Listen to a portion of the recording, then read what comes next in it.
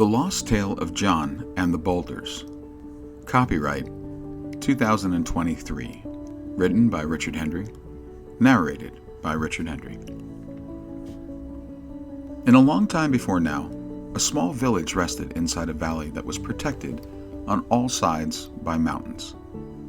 The elders had chose this valley for its safety, its lush green foliage, tall trees, and bountiful supply of animals and water. They had built their meeting place and home for the elders on the one small spot in the valley that was elevated by a cropping of rocks. There the people would hunt for the elders and pay homage to them, gather there and listen to the wisdom and direction, and for a time, life was good. The people built their homes from trees and thatch and mud. They hunted at will, drank from the mountain springs, and were fruitful and multiplied. Until one season, the rains came and flooded the valley. Everyone lost their homes, everyone but the meeting place of the elders. The people rebuilt their homes with more trees. The next year the rains came again, and every year after. Soon the people had used all the trees to build higher, but still the valley flooded. After a time, the abundance of animals were gone, and people had to track over the mountains to hunt. Each year their labor increased. Each year their toil became harder.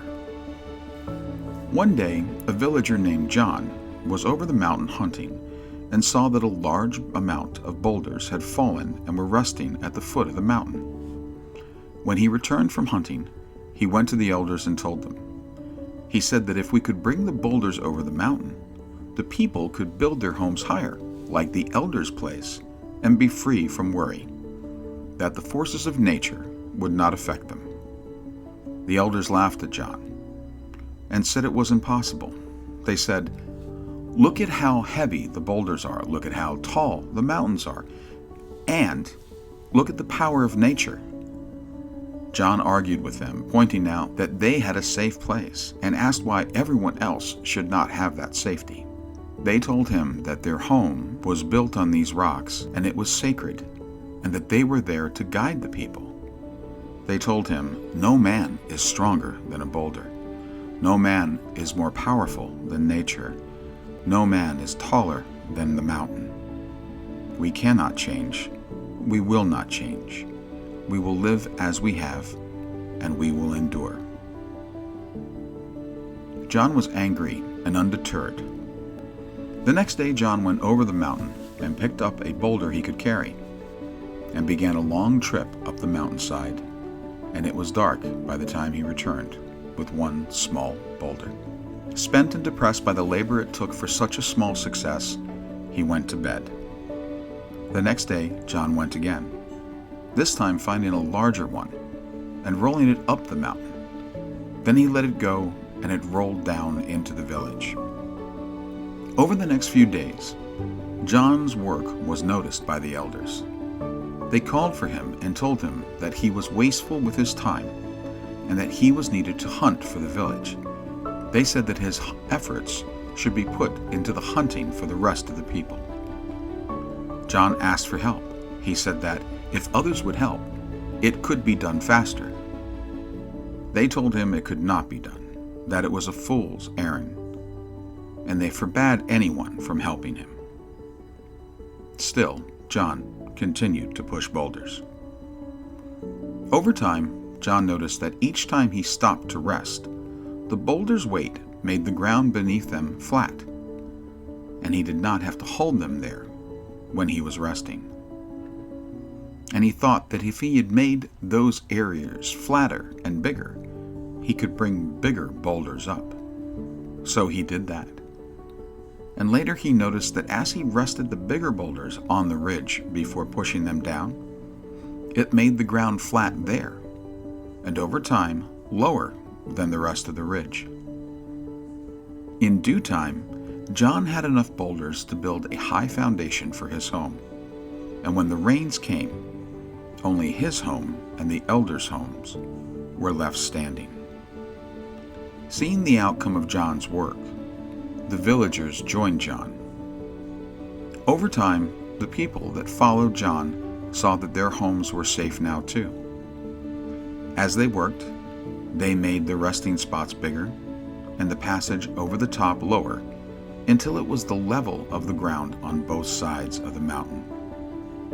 No homes washed away the next season, for not only were their homes higher, but now the water drained through the passage that they had made. When they told the elders this, the elders were angry. "You have made us vulnerable to others. Anyone can come here now."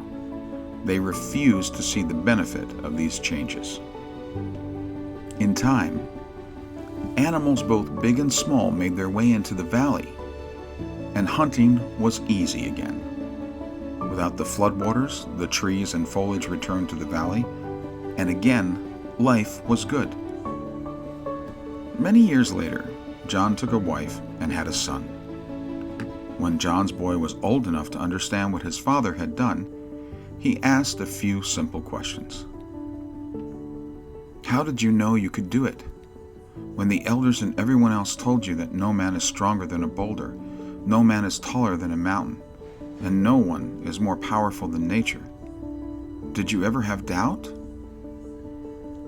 John told him this. "One night I was caught at the top of the mountain when the rains came. The wind and the rain pounded down on me. I looked at the small boulder I had labored to bring up to the ridge, and I had doubts.